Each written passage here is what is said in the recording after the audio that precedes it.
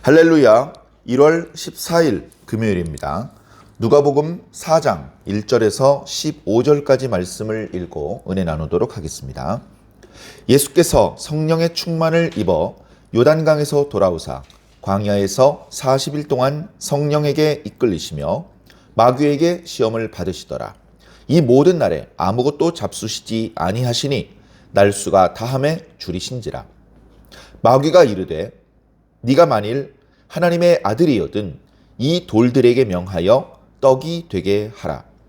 예수께서 대답하시되 기록된 바 사람이 떡으로만 살 것이 아니라 하였느니라. 마귀가 또 예수를 이끌고 올라가서 순식간에 천하 만국을 보이며 이르되 이 모든 권위와 그 영광을 내가 네게 주리라. 이것은 내게 넘겨준 것이므로 내가 원하는 자에게 주노라. 그러므로 네가 만일 내게 절하면 다 네 것이 되리라. 예수께서 대답하여 이르시되 기록된 바 주 너의 하나님께 경배하고 다만 그를 섬기라 하였느니라. 또 이끌고 예루살렘으로 가서 성전 꼭대기에 세우고 이르되 네가 만일 하나님의 아들이거든 여기서 뛰어내리라. 기록되었으되 하나님이 너를 위하여 그 사자들을 명하사 너를 지키게 하시리라 하였고 또한 그들이 손으로 너를 받들어 네 발이 돌에 부딪히지 않게 하시리라 하였느니라. 예수께서 대답하여 이르시되 주 너의 하나님을 시험하지 말라 하였느니라. 마귀가 모든 시험을 다한 후에 얼마 동안 떠나니라. 예수께서 성령의 능력으로 갈릴리에 돌아가시니 그 소문이 사방에 퍼졌고 친히 여러 회당에서 가르치심에 뭇 사람에게 칭송을 받으시더라. 아멘. 드디어 이제 예수님께서 무대의 중심에 서셨습니다. 누가복음 4장에 이르러서 드디어 이제 예수님을 중심으로 이야기가 흘러가기 시작합니다. 물론 예수님의 이야기는 많은 사람들의 환호 속에 그들에게 설교를 하시며 그들에게 칭찬을 받으시는 그런 모습으로 시작한 것은 아닙니다. 근본적으로 그렇게 사람들 앞에 당신을 드러내시기 전에 먼저 금식하시는, 기도하시는 그런 과정이 있는 것이죠. 그리고 그 금식의 기간은 40일이었고 그 시기는 요단강에서 세례를 받은 직후였다는 것을 오늘 말씀에서 이렇게 보여주고 있습니다.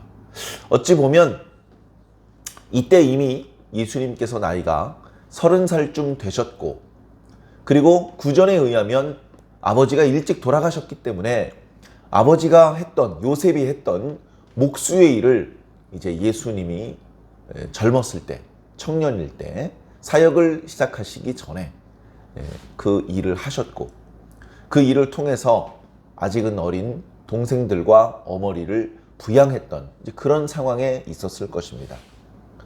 그렇게 아직은 무대에 드러나지 않은 채로 때를 기다리시던 예수님께서 성령의 감동을 받아서 세례자 요한에게 세례를 받으러 가셨죠.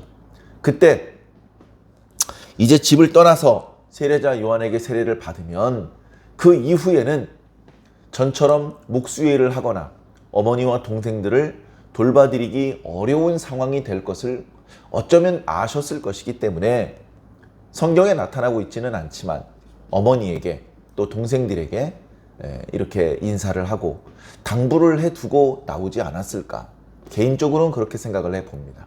갑작스럽게 거의 그 집의 가정 역할을 하고 있던 예수님이 쑥 빠져나가면 당장 경제적으로도 타격을 당할 수밖에 없고 또 인간적으로 사랑하는 가족이 잠깐 나갔다 온다 그러더니 영영 돌아오지 않고 오랜 기간 동안 소식이 끊어져 있으면 걱정하기 때문에 가족들을 사랑하셨던 예수님께서는 걱정하지 않도록 잘 말씀을 하고 또 동생들에게는 내가 없더라도 어머니를 잘 섬겨라.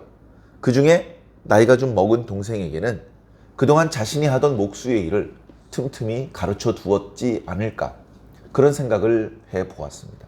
그리고 이제 작심을 하고 각오를 하고 세례자 요한이 이제 헤롯 안디바에 의해서 옥에 갇히기 전에 아직 세례자 요한이 광야에서 설교도 하고 백성들에게 세례를 베푸는 그 기간이 끝나기 전에 얼른 가서 세례를 받아야죠.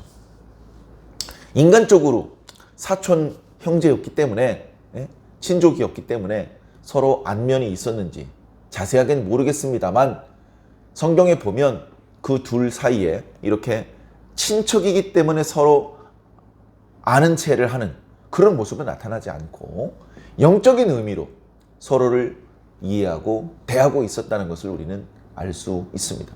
그렇게 예수님께서는 세례를 받으셨습니다. 예수님께서 세례를 받으셨을 때 하늘이 열렸고 성령이 임하셨고 또 소리가 나서 이는 내 사랑하는 아들이다. 내가 너를 기뻐하노라. 이런 음성이 나타나셨죠.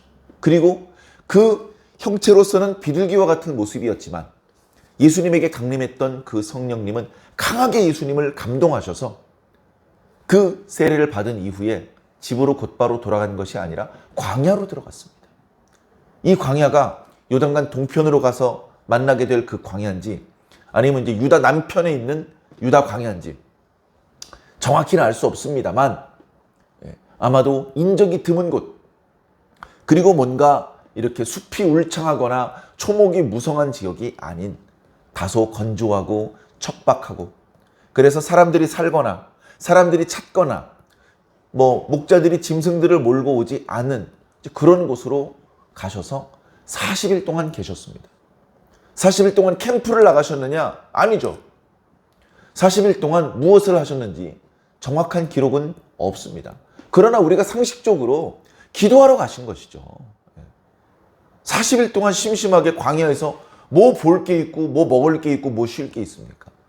단순히 먹고 마시지 못한 것뿐 아니라 낮에는 그 더위에 밤에는 그 추위에 제대로 이렇게 편안하게 쉬고 계시지도 못했을 것입니다. 그럼에도 불구하고 사람들의 인적이 닿지 않는 곳으로 나가셔서 주님께서는 앞으로 본격적으로 이 성령의 이끄심을 따라서 주님의 뜻을 펼쳐야 되는데 하나님의 복음을 세상에 선포해야 되고 당신이 하나님의 아들이라는 것을 알리기 위해서 지금 선포된 말씀이 하나님의 말씀이라는 것을 증거하기 위해서 때로는 능력도 행하셔야 되고 그리고 그런 배경을 만들어 놓으신 이후에 예수님께서는 십자가에 달려 돌아가 죽으셔야 되는 그런 이제 상황 가운데 있었기 때문에 그 모든 일들을 하다가 안 되면 그만두지 이런 마음의 자세로 하지 않았을 것입니다. 최종적으로는 죽기 위해서 오신 것이기 때문에 예수님께서는 앞으로 하게 될 하나님의 아들로서의 사명, 하루하루 한순간 한순간 한마디 한마디를 소홀히 허투루 할 수 없으셨습니다. 그래서 예수님께서는 더 기도하시면서 하나님의 은혜를 구하고 성령님의 감동하심을 구해야 할 것입니다.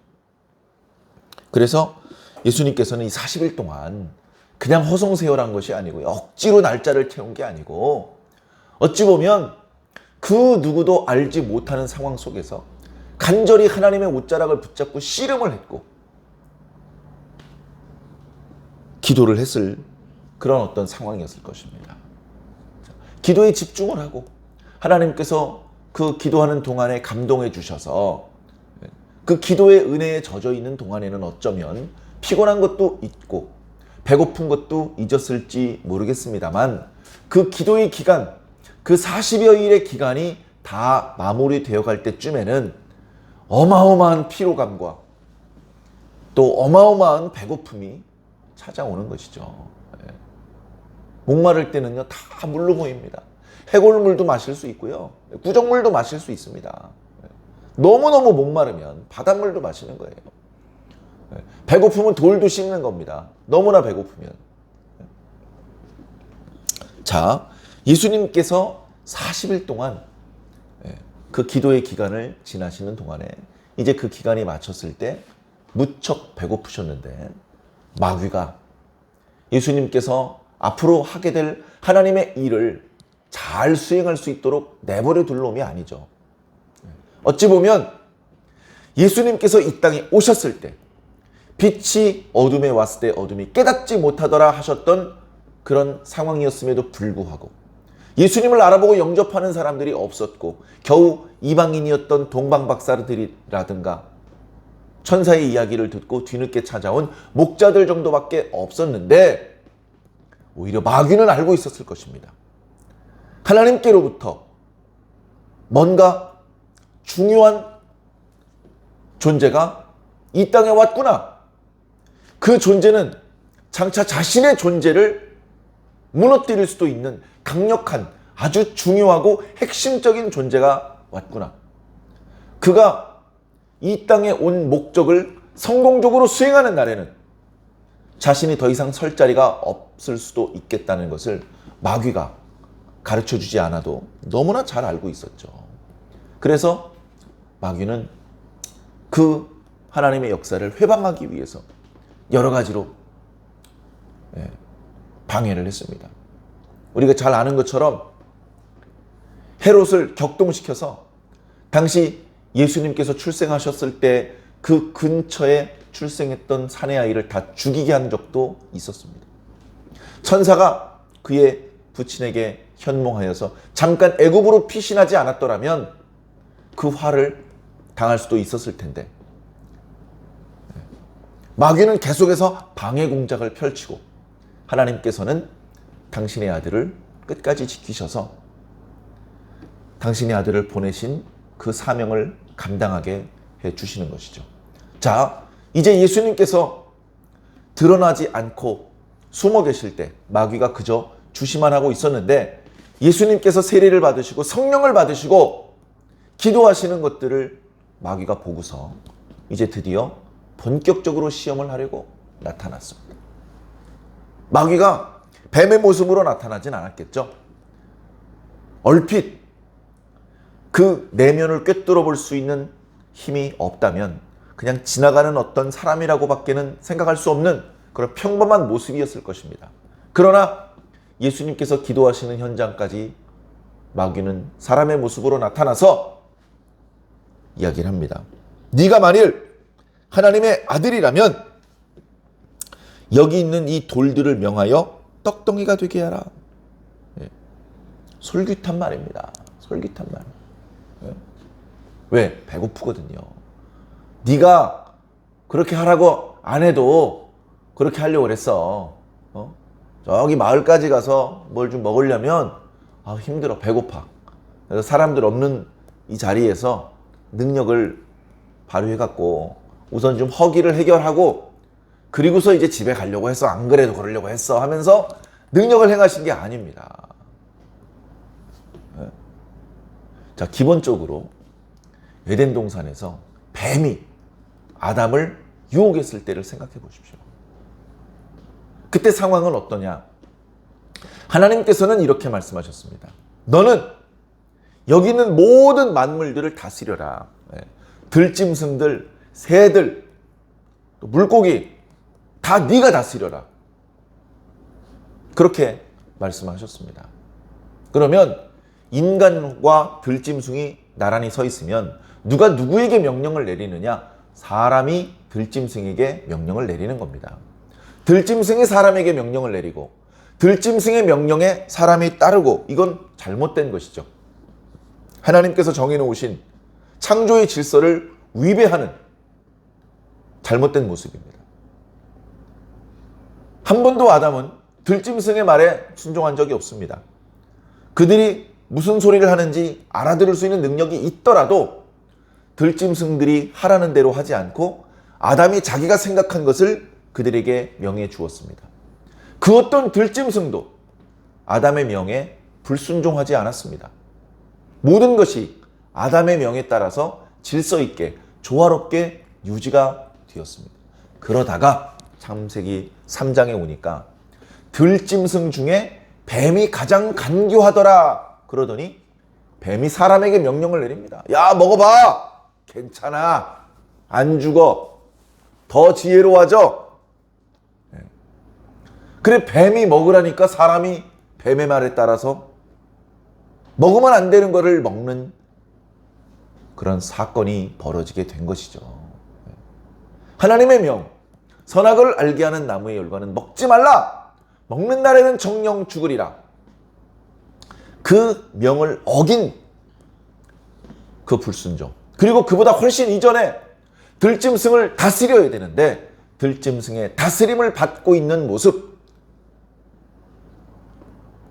그런데 지금 마귀가 예수님에게 돌덩이로 떡덩이를 만들어라. 마치 아담이 뱀이 시키는 대로 말을 듣는 그런 모양새입니다. 하나님의 아들을 누가 명령을 내릴 수 있고 누가 지시하고 움직이고 조종할 수 있습니까? 하나님의 아들은 오직 하나님의 말씀에만 순종할 뿐입니다. 그 누구의 말도 듣지 않습니다. 왜? 하나님의 아들 위에는 아버지밖에 없어요. 아버지. 나머지는 다 하나님의 아들 밑에 있는 존재일 뿐입니다. 감히 하나님의 아들을 향해서 이렇게 해라 저렇게 해라 말도 안 되는 상황이죠. 자, 그러나 지금 상황은 예수님도 당신이 본래 크기가 아닌 우리 인간과 똑같은 크기로, 마귀도 잠깐이지만 자기의 능력을 감추고 평범한 인간의 모습으로 그렇게 마주 서 있는 것입니다. 예수님께서 무척 시장하셨지만 마귀의 말을 따르지 않았습니다. 사람이 떡으로만 사는 게 아니야. 떡으로만 사는 게 아니야. 그 말씀의 원전을 찾아가 보면 사람이 떡으로만 사는 것이 아니고 하나님의 입에서 나오는 말씀으로도 산다. 자, 돌멩이 하면 그 돌멩이가 상징하는 것이 여러 가지가 있겠지만 하나님의 말씀이 기록된 돌판, 하나님의 말씀, 그거 버리고 떡을 선택해라. 하나님의 백성들에게 하나님의 말씀을 가르치지 말고 떡을 나누어 주어라. 그렇게 하는 사람이야말로 참된 하나님의 아들이 아닐까? 아니야! 우리는 말씀으로도 살 수 있어야 돼. 떡에 의해서 끌려다니는 인생이 아니라 말씀의 인도를 받을 수 있는 그런 모습이 참된 모습이야 라고 지금 마귀의 첫 번째 시험을 예수님께서 물리치고 있는 것이죠. 당황하지 않고 마귀는 예수님을 이끌고 높은 곳으로 올라갔습니다. 천하만국을 보여줍니다. 화려하고 영화로운 것들 보여주면서 대단하지? 너 이런 거 필요하잖아. 너 빈털털이잖아. 너 하나님의 아들이려면 이런 걸 좀 있어야 돼. 이런 게 있어야 사람들이 네가 하나님의 아들인 줄 알고 존경하고 너의 말을 존중해주고 따르는 사람도 생기는 거야. 내가 줄게. 이거는 나한테 넘겨주신 거야. 하나님께서 넘겨주신 것이죠. 근데 그 하나님이란 부분은 쏙 빼고 내가 넘겨받은 거니까 내 거나 다름없고 내가 원하는 자에게 줄 수 있어. 내가 줄게. 너 나에게 딱 한 번만 절해라. 딱 한 번만. 여러분, 에덴 동산에서 아담과 하와가 뱀에게 경배를 드리는 걸 한번 생각해 보십시오. 말이 됩니까? 하나님께서 어떻게 들짐승을 다스리라고 하셨는데 들짐승이 아담과 하와 앞에 나와서 경배를 드려야죠. 하나님의 아들 앞에 마귀가 다가와서 경배를 드려야죠. 마귀가 자랑하는 이 천하 만국의 영광 하나님이 주셨잖아요. 예수님이 주신 거잖아요. 어디서 건방지게 지금 인간의 모습으로 오셨다고 예수님을 우습게 생각하고 예수님께서 말씀으로 대답하십니다. 기록된 바 주 너의 하나님께만 경배하고 다만 그를 섬기라. 절을 받으실 분은, 우리의 경배를 받으실 분은 유일하게 아버지 하나님밖에 없다. 네가 뭔데 경배를 받냐? 네가 뭔데? 그래서 우리가 돈 앞에 머리를 숙이는 것도 그 돈 뒤에 있는 사람들이 이름을 붙였죠. 만문신이라고. 황금 만능주의도 일종의 종교입니다. 어마어마하죠. 100만 원보단 1000만 원이 크고 1000만 원보단 1억 원이 크는데 그게 뭐 1억 원, 10억 원 얘기가 아니고 1000억 원, 1조 원, 10경 이런 정도의 돈의 힘은 무시무시합니다. 한두 사람의 인격을 파멸시키는 것은 우스운 일이죠. 그 뒤에 마귀가 서 있는 겁니다. 사랑하는 성도 여러분, 우리가 정신을 차리지 않으면 사단의 유혹에 넘어갑니다. 자, 마귀가 또 세 번째 예수님을 시험하죠. 예수님을 예루살렘으로 이끌고 가서, 예루살렘이 이제 그 주변보다 높은 언덕이에요. 그 언덕 꼭대기에 성전을 지었기 때문에 그 성전 꼭대기는 그 주변에서 제일 높은 곳입니다. 성전 꼭대기로 데리고 올라갔어요.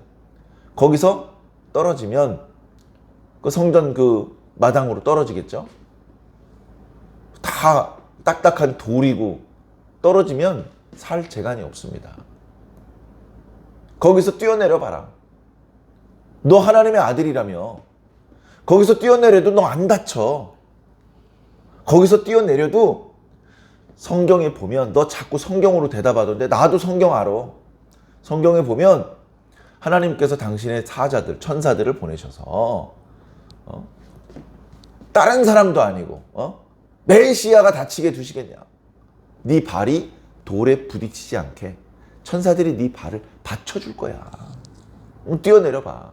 사람들이 많이 보는 성전에서 네가 뛰어내렸는데 네가 땅에 꽝 부딪혀서 다치거나 죽지 않고 하나님의 사자들이 너의 발을 받들어서 그 높은 곳에서 뛰어내리는데도 다치지 않는 것을 보면 많은 사람들이 네가 하나님의 아들이라는 것을 알아보고 너를 추종하지 않겠느냐. 하나님의 아들이라면 모름지기 이런 모습을 사람들한테 보여줘야지. 사람들은 이런 메시아를 기다리고 있어. 알잖아. 이렇게 이야기를 합니다. 참 그럴듯하죠. 예수님께서는 그 사단의 지시를 따르지 않았습니다. 사단이 시키는 대로 했으면 쉽게 부자가 되고 쉽게 많은 추종자를 거느릴 수 있었을지 모릅니다. 쉽게 돈을 벌고 쉽게 자신이 바라는 것을 성취할 수 있을지도 몰라요. 그런데 예수님은 마귀가 시키는 대로 하지 않았습니다. 예수님은 많은 추종자들을 모으고 큰 돈을 벌기 위해서 이 땅에 오신 게 아닙니다. 예수님은 세상에서 더 내려갈 데가 없는 밑바닥으로 보냄을 받았고 거기서 하나님의 사랑을 증거하셨고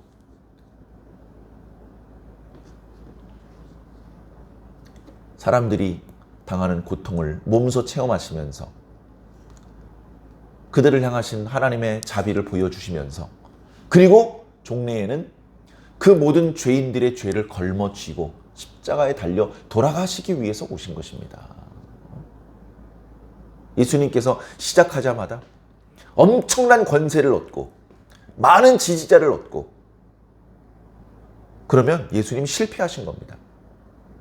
예수님께서 사람들에 의해서 버림받고 짓밟혀야 되는데 그래서 십자가에 달려서 갈기갈기 찢어져서 죽어야 되는데 예수님께서 썽썽하시면 하나님의 큰 그림은 구겨지는 겁니다. 마귀는 종래에 하나님께서 하시는 일을 방해하고 싶었겠지만 예수님은 걸려 넘어지지 않습니다. 메시아는 다치면 안 된다. 하나님께서는 메시아가 다치지 않도록 보호해 주실 것이다. 이 그럴싸한 유혹을 예수님은 거절하셨습니다. 메시아? 고난받기 위해서 온 거야. 고난받기 위해서.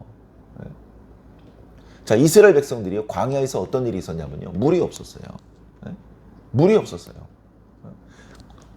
애굽에서 나와가지고 시내산으로 가는 과정입니다. 애굽에서 나올 때 이게 꿈인가 생신가 막 다 하나님 찬양했어요. 근데 며칠 못 가서 마실 물이 떨어지니까 이게 이상한 거예요. 왜 이상하냐? 사람들이 어떤 생각을 가지고 있었느냐? 하나님께서 우리 이스라엘 백성들을 고난 가운데 빠뜨리실 리가 없다. 하나님께서 우리 이스라엘을 버리실 리가 없다. 우리가 배고프게 만드시고 우리를 목마르게 만드시고 우리를 피곤하게 만드시고 우리를 고통을 주실 리가 없다. 그런데 지금 목이 말라. 물이 없어. 모세도 물을 안 줘. 그러자 사람들이 하나님께서 우리를 떠나신 것이 아닌가 의심했습니다. 그리고 하나님께서 우리와 함께 계신 것인지 안 계신 것인지 시험하기 시작했습니다. 하나님을 시험하지 말라. 자기가 고난을 당하면 하나님을 의심하고 시험하기 시작합니다. 인간은. 하나님을 시험하지 마라. 하나님을 의심하지 마라. 의인들 고난 당할 수 있어. 그리스도인들 고난 당할 수 있어. 그리스도도 고난을 당했는데 왜 그리스도인은 고난을 당하면 안 되는 거냐? 야, 고난 받지 마. 복만 받아, 복만. 마귀는 지금도 이렇게 우리 성도들을 시험하고 있습니다. 예수님을 시험했던 것과 거의 동일한 방법으로 오늘날 우리 성도들을 찾아와서 시험하고 있습니다. 마귀가 시키는 대로 하면 쉽게 뜻을 이룰 수 있습니다. 그러나 종래에 실패하게 됩니다. 우리는 마귀가 시키는 대로 살면 안 됩니다. 마귀의 종이죠. 우리는 하나님의 종이고 예수님의 제자고 누구 말을 들어야 되겠습니까? 누구를 본받아야 되겠습니까? 우리가 뻔히 알고 있는 예수님의 이 모습, 40일을 금식하신 이후에 마귀의 시험을 말씀으로 이기신 이 모습 잘 알고 있죠. 그러나 그 의미를 얼마나 깊이 묵상하셨고 그 의미를 얼마나 제대로 이해하고 계시며 우리가 날마다 부딪히는 이 마귀의 시험에 대해서 어떻게 극복하고 계십니까? 날마다 쓰러지면서 날마다 마귀 앞에 굴복하면서 난 그래도 천국에 갈 수 있어. 난 그래도 예수님의 제자야. 그렇게 스스로를 기만하고 계신 건 혹시 아니십니까? 네. 신앙은요, 전쟁입니다. 전쟁이에요. 누가 멱살 잡고 이리저리 끌고 가고 때리고 총 쏘고 그렇게 안 해도 영적으로 전쟁이라고요. 마귀는 끊임없이 우리 앞에 함정을 깔아놓고 거기에 빠지면 지는 것이고 안 빠지면 이기는 건데 우리는 얼마나 사단 마귀의 이 유혹과 시험을 잘 간파해 내며 그것을 뛰어넘고 그것을 이기고 마귀가 시키는 대로 살지 않고 예수님께서 말씀하신 대로 살고 있습니까? 우리 각자 자신의 모습을 잘 돌아보시길 부탁드립니다. 우리는 어쩌면 그동안 많이 실패했었고 넘어졌었습니다. 약하기 때문입니다.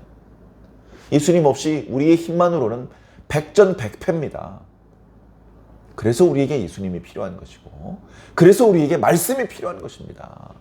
그저 지식적으로 따따따따 알고 있는 건 큰 의미 없습니다. 말씀을 감동으로 받아야 되고 말씀을 능력으로 받아야 됩니다. 오늘 함께 읽은 이 말씀, 함께 묵상했던 이 말씀, 날마다 묵상하고 있는 이 말씀들이 결정적인 순간에 우리로 하여금 마귀의 유혹에 넘어지지 않고 마귀의 내미는 손이 아니라 예수님의 손을 붙잡게 만들어 줄 것입니다. 말씀의 인도를 따라서 오늘도 하나님의 뜻대로 잘 살아주시기를 주님 이름으로 간절히 축원합니다.